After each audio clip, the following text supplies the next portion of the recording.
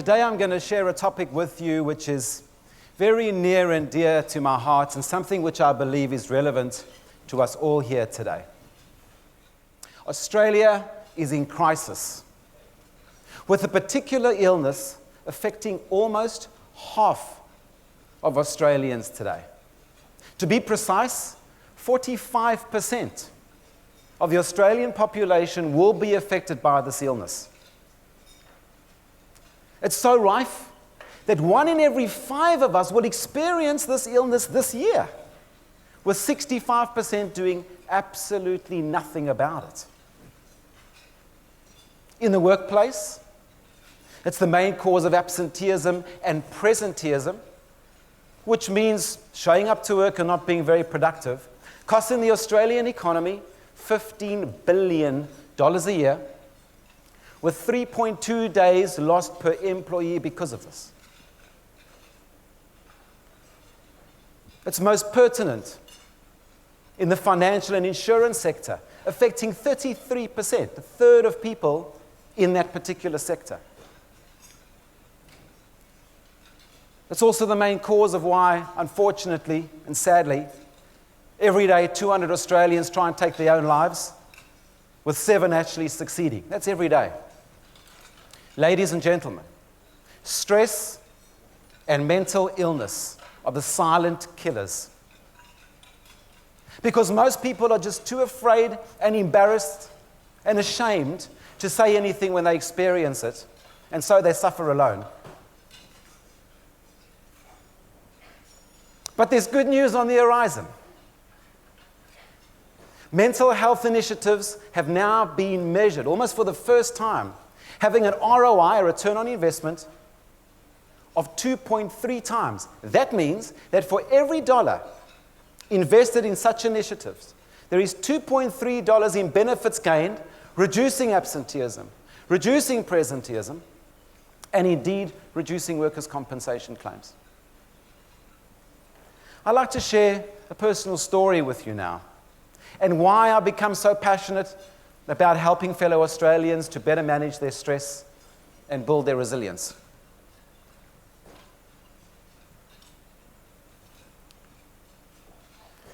I'd like you for a moment to imagine living in a home like this. High walls, an electric fence, and panic buttons strategically placed in the home that, when pushed, would draw armed response guards to your home in minutes in the event of intrusion. I'd like you to further imagine not feeling safe in your own home, and that mundane tasks like driving a car is a stressful event, knowing that you can be hijacked at any turn. I remember one evening, it was about 11 o'clock, driving home after dinner with some friends. I was stationary at a red traffic light, when all of a sudden I heard this loud bam. What was happening? Was I shot at? What was going on? Before I knew it, an arm reached across me. I was bleeding. I was cut with glass. Reached across me to grab my mobile phone off its cradle. In a crazy attempt to try and salvage my mobile phone, I grabbed this arm. But the attacker indeed was too strong and vanished into the night, together with my mobile phone. I was panic-stricken, but luckily I wasn't shot and I was alive. 2 of my friends weren't that lucky. One got shot, dead for his ute, and the other for his mobile phone. I had no idea, ladies and gentlemen, how to manage my own stress on a good day. Never mind in an environment like that. So what I used to do is get into my car and travel for 4.5 hours. And there I arrived in my place of peace and solace, the Kruger National Park. What a wonderful place. Wild animals roaming freely. I remember one instance, and I've never experienced this before in all the times that I've visited the bush. We were lucky enough to come across a pride of lions. And up on the hill were a big herd of antelope. The lions were hungry and the antelopes were pretty nervous. And yes, the chase ensued. And there was chaos. And one of the antelope ran right past our vehicle, being chased by this lioness. What I saw, ladies and gentlemen, I've never seen before in the bush. I was witnessing this chase, but this time it was different. The antelope was zigzagging and managed to escape the speed and the prowess of this lioness. But what happened immediately after was truly astounding. I watched the antelope. The chase was finished. It looked around, made sure it was safe, then went back to eating grass. I thought to myself, wow, imagine if that was me, right, being chased by a hijacker, right? And I survived. I would probably need medication. I'd need therapy. I'd have post-traumatic stress disorder. I'd be worried I wouldn't sleep. And here, this antelope, with a fraction of our consciousness, used stress to become the fastest antelope it could be, zigzagging, adrenaline pumped through its veins and cortisol to make it the fastest antelope, which saved its life. And then when it didn't need stress anymore, it just switched stress off and went back to eating grass. I wanted to find my own off button. Where was my off button for stress? It wasn't there.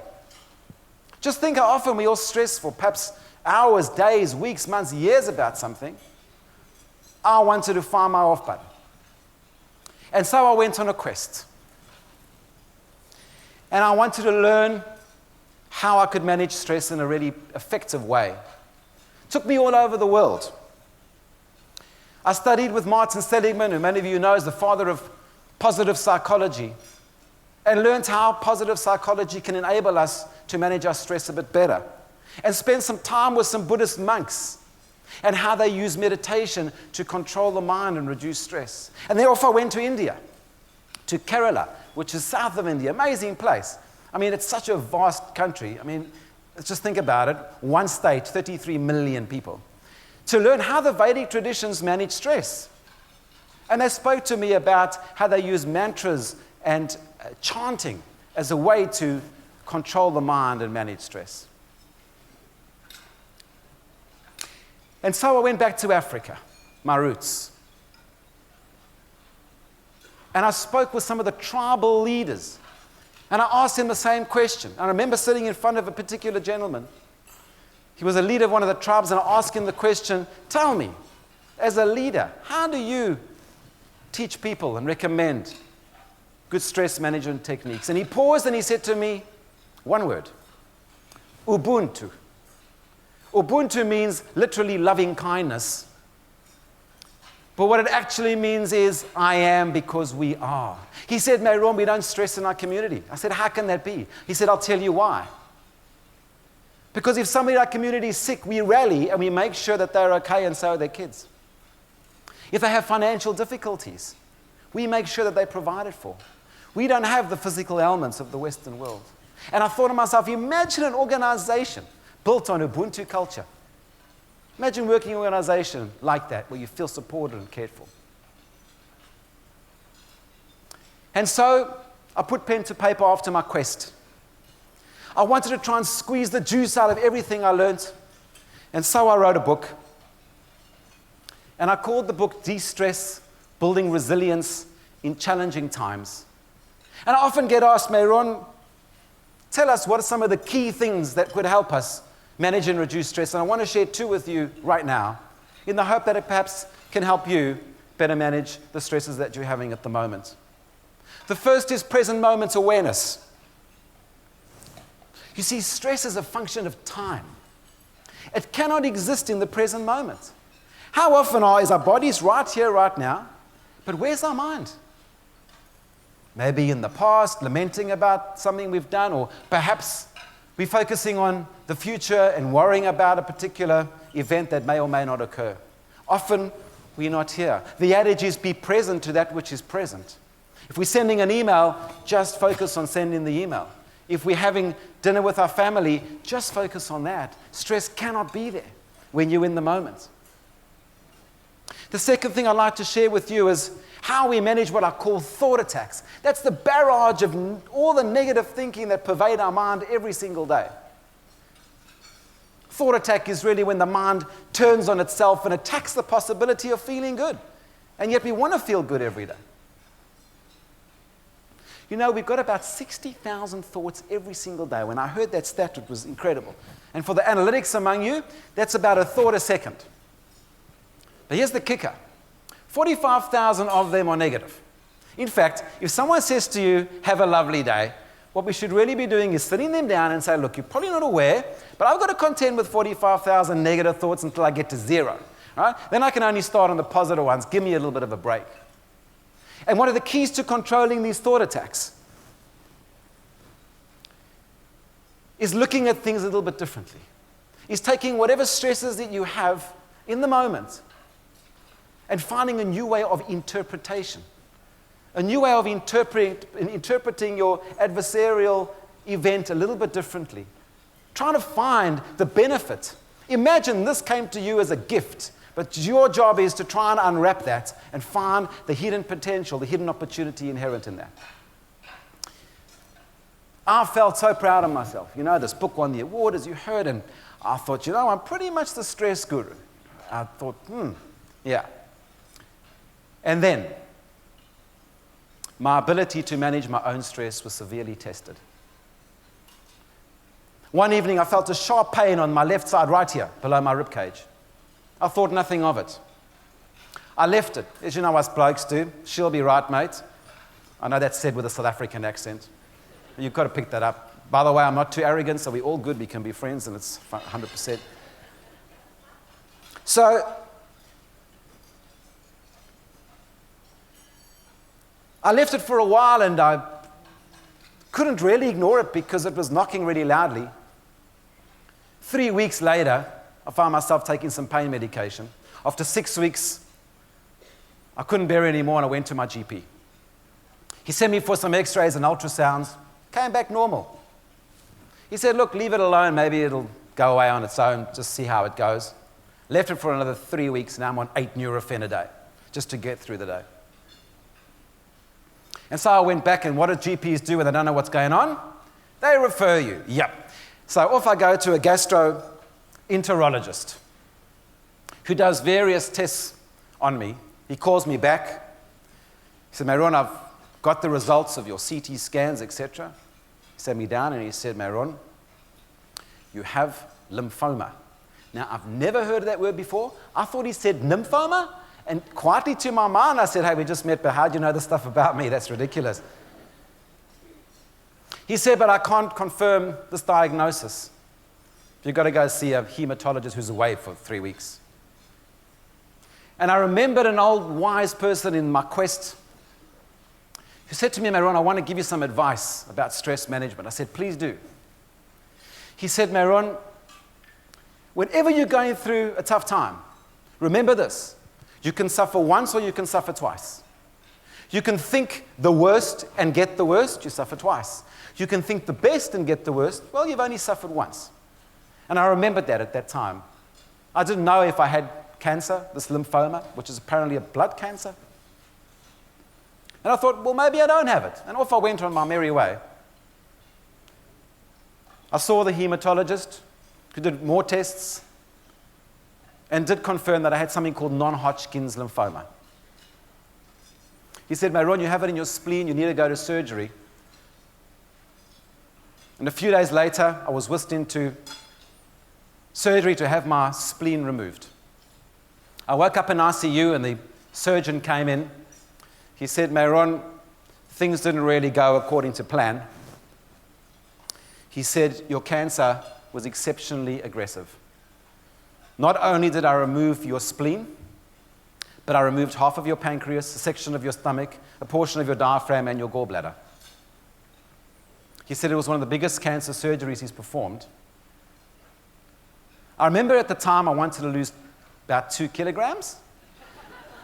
Now, losing 2 kilograms in body parts was definitely not my preferred option. And then the other challenge was I had to wait for something called staging. Was I going to live or was I going to die?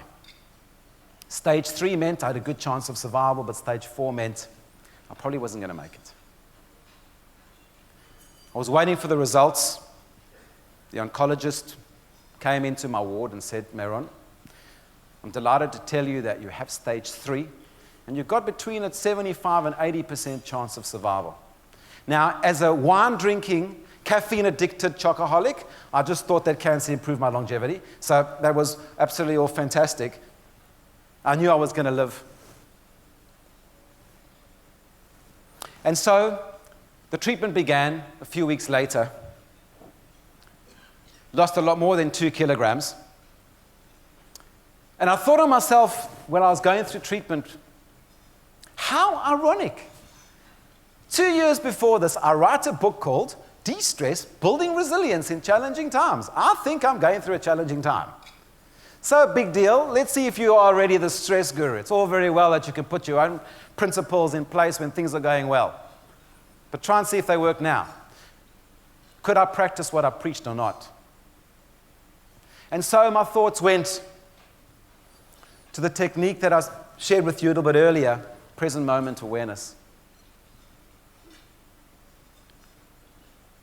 I thought I could easily take my mind to the past. Why have I got this illness? What have I done to deserve this? Or go to the future and think, oh my God, I've got 6 months of this to go, this chemotherapy. I decided to be present to that which is present. If somebody came to visit me, that was all that mattered to me. You see, the craziness and the travesty of what we do is we just use the present moment now as a mere stepping stone to a better moment. We don't appreciate the moment because we're just wanting a better moment and a better moment. And it's craziness because the next moment is not even here. The only thing that's real is right here, right now. And recognize if I allowed my thoughts to go to the past or the future, I would invite stress into my world. I needed to be present. If I was staring outside the window at the trees, that's all that mattered. I'd like to do a little experiment with you all today. If you could just do me one favor and put your knives and forks down just for a few moments, I'd appreciate it. I just want you to focus all your attention on me now. 100% of your attention. Listen to my voice. Watch my body language, my arms. Just be present with me. Stop. Where was your stress? In those moments, where was your stress? You couldn't have felt it. It wasn't there. Not because you don't have stress, because when you come into the present moment and you focus exactly on what's going on in that moment, stress will dissipate. And so I focused on that technique. The other technique I focused on was my first technique in my book called the red card technique. Now, you've probably seen a referee do that, yeah? What happens when a ref does that? Cheerio, off you're going off the field. Why? You've done something harmful and damaging. You don't deserve to be on the field. You're too dangerous for other players. This is the red card technique, which I designed to try and extract, in the same way as the referee extracts the player off the field, those 45,000 thought attacks out of our mind. You see, we can't do much about bringing them in, because they almost come automatically. But what we can do is when they're in, to kick them out. And the third point on the card is the most relevant, is how else can I interpret the situation? How else can I look at the situation differently? And my thoughts went to a man that you all know so dearly, Nelson Mandela. When he was incarcerated, he said this to the world: you can incarcerate my body, but you cannot incarcerate my mind. He found freedom in 27 years of captivity. Where was my freedom in the cancer experience? Was I going to be imprisoned by my physical body and the torment I was going through? Or was I going to allow part of my mind to be free and wander wherever it chooses to go? And so I did that. I didn't like the word chemotherapy. It just has terrible connotations of death and suffering. I reframed my chemotherapy sessions and called them healing sessions. And I made all my friends not say chemo when you're going for your next chemo, when you're going for your next healing session. And some of them thought I was a bit loopy. But what that did was, it made me reframe that differently, and I felt differently about it. Not that it was going to make a difference to my suffering physically, but boy, did it make a difference to my mental and my emotional state when I went in there and saw those chemo nurses, healing nurses. It helped me a lot. I was reminded of Nelson Mandela and how he found the opportunity in his suffering. He got a law degree while he was in jail. He spoke about abolishing apartheid and becoming the president of the United States while he's still in prison. What was my opportunity that I was going to extract from this experience? Never before have I felt so grateful for energy. I took my energy for granted. I remember on one of the dark days, I could hardly speak to some visitor that came to visit me. I didn't have the strength to do that. And now I'm running. Sometimes I well up with emotion. I took my energy for granted. I took my life really for granted. And I thought to myself, what opportunities can come from this? And I thought one day when I survive, I can share this experience with people. I've lived stressful times. And not that I'm the guru at all, but I wanted to use this experience. And that's why being up here is a very personal and emotional experience for me. Because this was the reason why I believe I survived, is to do this work. How are Australians managing stress? In fact, what are we stressing about the most? The current research shows the following. Financial issues, of course, are number one. Family issues and personal health issues make up the top three, what most people in Australia are stressing about right now. So how are we handling it? This is what we're doing. Most people are handling the stress by watching TV, spending time with family and friends, and listening to music. But what we're also seeming to do is increasing our consumption of alcohol, drugs, and smoking. Not very constructive. I work in a lot of organizations in the stress and resilience space, as you know. I come across two particular types of organizations I'd like to share with you. Distressed organizations, as I call them, and resilient organizations. Let me share with you what a distressed organization is and what you find there. In a distressed organization, you find people that don't really want to be there. Monday morning, by the way, is, not another week of this. By the way, true stat, do you know what day and what time most people in the world have a heart attack? Yep, you guessed it. Monday morning, what time? 9 o'clock. Coincidence? Maybe, maybe not. But in these organizations, there's no sharing. There's no care. There's not much innovation and creativity because people are too afraid. There's political games going on all the time and an air of pessimism. You can almost feel it when you walk in that organization. And then you walk into an organization that's a resilient organization. And unfortunately, that is, as I said, a bit few and far between. And wow, what a breath of fresh air. People are optimistic. They want to be there. They're sharing. They're caring. They're embracing challenges instead of avoiding them, like in distressed organizations. They want to make a meaningful difference to the world and to their customers and to people. It's not just about getting a wage and paying your bills and going on holiday. It's a much more deeper meaning, and you feel that people want to be there and happy. It's my wish to create more resilient organizations and to move organizations from the distress space to the resilient space. Because that's, ladies and gentlemen, the reason why I feel I survived my illness. I'd like to end by giving you a gift. If you'd like to reach under your seat, you will find the red card. This is a gift from me to you, that whenever you're feeling stressed or anxious or any negative emotion, know you've got something in your armory. You've got something there that you can reach out. Follow the 3 steps and answer the last point on the card. How else can I interpret the situation? Find something that's going to shift your emotion from one of distress to one of flourishing and happiness, and finding the best opportunity, making the best opportunity. Because at the end of the day, what's life about if we can't flourish and be happy? Thank you very much for listening to me.